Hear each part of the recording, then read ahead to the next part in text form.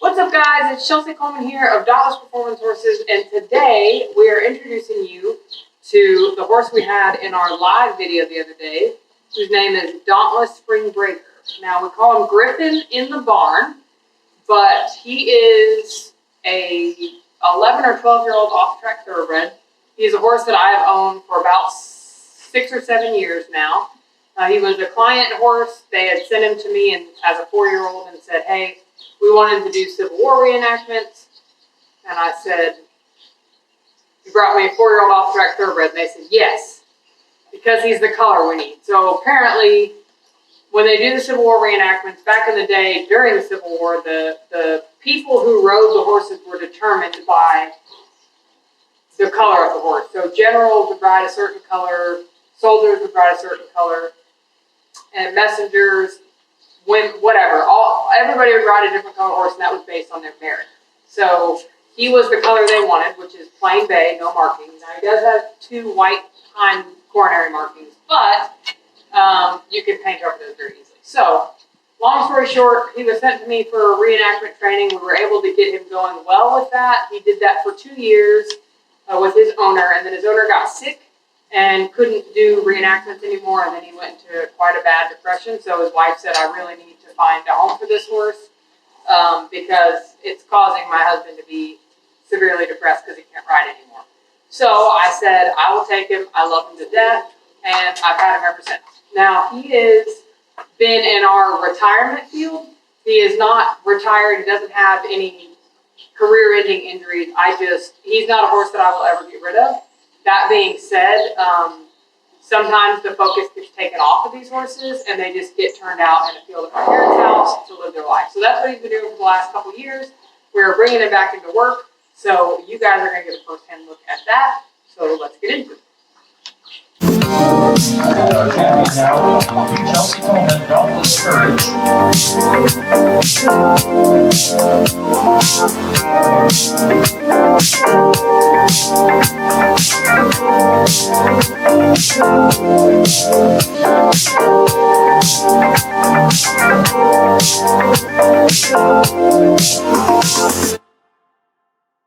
Okay, so what I'm going to do first is, I set him loose the other day in our live, so I'm not going to set him loose without tack on first. I'm going to go ahead and tack him up. Now, a couple things you'll notice with him is he's very busy with his head and neck. Now, we call him Twitch, or I call him Twitch. I say he's the first horse on the planet with Tourette's. That is not actually a thing, but when you see him do it, he does this weird head shake thing that is very subconscious. He doesn't even know he's doing it, and that's why I jokingly say he has Tourette's. We love him for it. Sometimes it's annoying. Sometimes you worry you might get popped in the head, but he doesn't mean anything by it. It's just literally how he physically responds subconsciously. So I'm going to bring him around here. Now again, this horse was ridden very much by myself and students, and he's been in my program for a very long time. So there isn't a like, oh, I need to make sure he's okay with tack kind of situation. He's very broke and has worn tack his entire life. No. So I'm just going to keep him in check a little bit there. You will see me act a little bit different with my horses that are kind of old seasoned pros, and that's just because I'm trying to be as patient as possible. Well, I'm as patient as possible with any horse, but with a horse like this who he has no understanding of why he was standing in a field for years, and now I'm asking him to do this. So we're going to give him a little bit of wiggle room as far as patience goes, and as we work with him more and more, we will start to require a little bit more out of him. Like small reaction in this way. Okay. Oh, Griffin. And again, this horse is just very busy. He's always been that way, but he's more so that way now after having quite a bit of time off, which is fine. So the reason why you're going to see me act a bit different with him is because if I come out here and I start getting agitated with him and start bullying him a little bit and really taking him back, putting him back in his spot and da-da-da-da-da. He's already very twitchy, but, you start pushing on him and doing weird stuff and he just completely stops paying attention and starts throwing his head everywhere. So, again, it's a fine line of knowing when to be patient and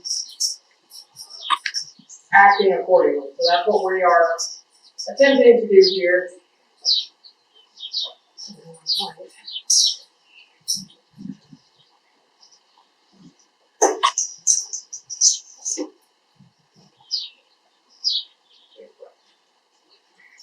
And I'm still wearing my Jesus sandals.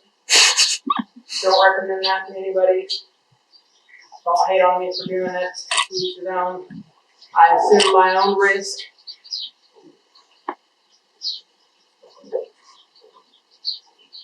Right, Griffin?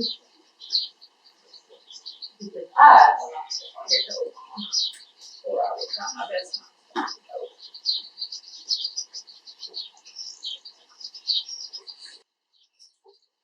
So, if for any of you guys who missed our live session the other day, I will go ahead and explain a couple things that were pretty informative that a lot of people reached out to after the live and said, can you talk more about this?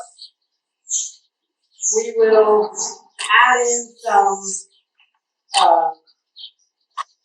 photos to show you guys. But, two things. One, this horse was bought as a 4-year-old off of a slaughter lot. So, that being said, we have proof and evidence that he was in a slaughter lot and he was emaciated in a way that is too graphic to share. It was bad. He had puncture holes on his rump, in both cheeks. I'll bring them over by the camera and show you guys. See all right here and all right here. So that was likely him sitting in barbed wire. Can't really see him. You can more so feel him. You can see it a little bit here now. They've gone away quite a bit, but he has perfectly symmetrical X's on the backs of his legs. They match here and here. From the side, you can see a little bit better. There's a little bit of a profile. I was unaware of what that is because obviously horses don't symmetrically cut themselves down to the millimeter. So apparently I contacted a vet, or a vet was out, and I said, hey, this horse has these weird symmetrical scars. Is that a confirmation thing? And she said, oh, where did he come from? And the area that he came from has been known for people taking horses in the middle of the night and slaughtering them and selling their meat on the black market. So I was informed that they see a lot of those scars on horses that have either been rescued from that or horses that they find dead from being butchered. And essentially what they do is they cut their tendons and their hind legs so they can bleed out slowly while they're butchered alive. I don't know that that's what happened with him. I do know that he was in horrible condition and had fresh, those X's on the backs of his legs were fresh when he came to me. They had him for about 6 months, and you could still very freshly see them when I first got him. So unfortunately, we don't know exactly what those are from, but that is the suggestion that someone gave. So I hope that that's not what those are from, but people are not nice to horses. And unfortunately, that's the harsh reality of the world these days in the horse world. A lot of people will do anything for $1. So, all right. So that's the first thing. The second thing we're going to talk about is you will see him be a little bit off. And by off, I mean a little bit length. Now, he has what's called high-low syndrome. Now, high-low syndrome is where one foot is, he's going to lunge himself. Self-lunging horses, ladies and gentlemen. Everybody needs one. So high-low syndrome is where one foot is taller than the other. And by taller, I mean like significantly taller. You'll see the low foot typically is very flat and round, and the other foot is it's cylinder-shaped and very tall. So there's not a lot of space to it. It's very up and down. Now there was the twitch. in case you were curious what the tick is. That's it. The little head snake. So the high-low syndrome happens a lot. Now, the main spots it happens in are, you see it a lot in horses that are inside. You see it a lot in horses that come from areas where there's really wet conditions. So in Europe, you see it a lot. And that starts in, every horse has a high foot and a low foot. Now, some of them you can't even notice, but that comes from, it starts from them grazing as foals. So you'll see foals all the time graze like this, right? They'll put one foot front, put their head down and feet, and then this foot will typically be toe out or flat footed, but it would be behind them. Now that foot that rests behind them is going to be their high foot. This will be the low foot. Now the reasoning for that is because all the weight is on the low foot, which creates a crushing type of maneuver when they're constantly putting all their weight on one foot. That's going to smush that foot down. And then this foot is not carrying a ton of weight. So that's going to grow up and down instead of out because there's not a lot of weight on it. Now, the other ways you could see horses with high-low syndrome are if they've had an injury. So one of our horses, Liam, broke his shoulder, and because he broke his shoulder, he was not weight-bearing on that leg for a while, and he was very lightly bearing weight on that leg. So with him, he grew a super high foot, and by high foot, I mean like multiple inches higher than the other foot because he wasn't bearing weight on that leg, meaning the weight wasn't being distributed, so that foot wasn't smashing down, which is normal. It's normal for them to be standing evenly on their feet, and the feet to grow kind of to the ground, but because of the weight of their body, it makes their feet a little bit flatter.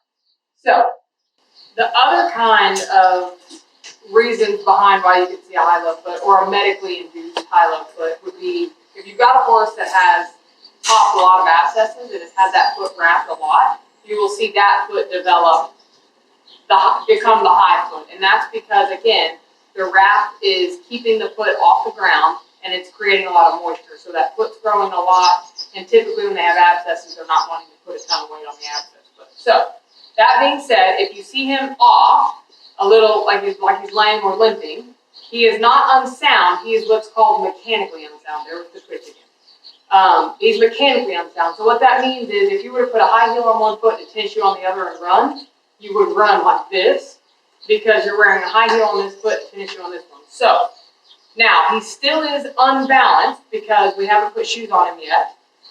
He's going to get shoes put on next time the fair comes out, which will be next week. But I'm warning you, he will quite possibly look lame. He is mechanically lame. He is not physically lame, meaning there's no pain associated. So I'm going to set him loose, and we're just going to do a really quick little lunge around. I'm just going to send him around.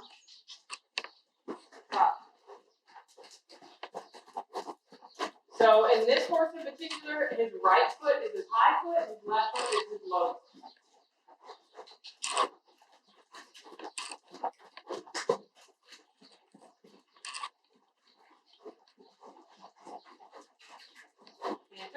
He's getting a little humpy back,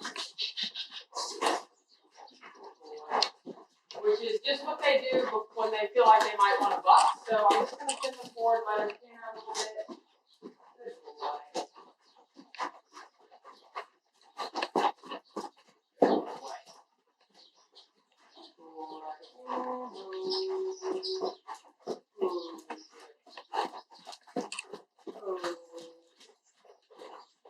Good boy.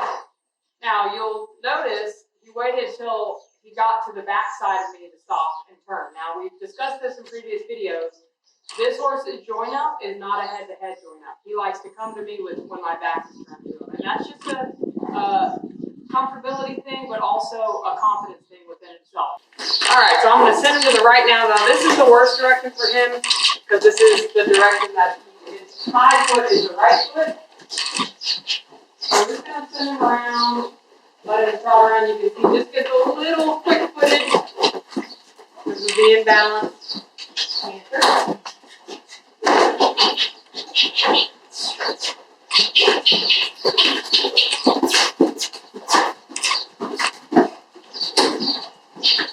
He's very short-footed right front. You'll be able to see that. So this will be a cool thing for you all to see once we get shoes on, the difference it makes. Good boy. So now, when we take the pressure off,